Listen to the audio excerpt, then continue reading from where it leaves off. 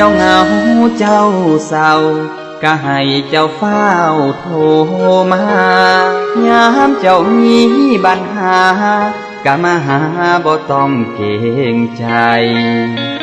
อ้ายหูโตดีหน้าที่ก็คือปลอบใจยามน้องบ่มีไผ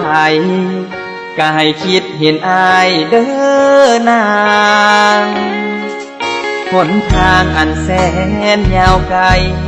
ยามใดน้องมีความสุขบ่ได้อุกได้อังดังเด่นเป็นดาวผู้สาวที่งามเซ็กซี่หน้าตาดีหุ่นก็เพียวพาวส่วนอายเป็นเพียงผู้บ่าวบ้านคนงานผู้หนึ่งยื้อมือบ่ถึงน้องคือดาวอยู่ฟ้าเป็นเพียงคนขันเวลากะยาอ้ายนี้เต็มใจได้อยู่เคียงข้างเป็นคนหับจ้างหิวกระเป๋าใหญ่ยามน้องบ่มีไผ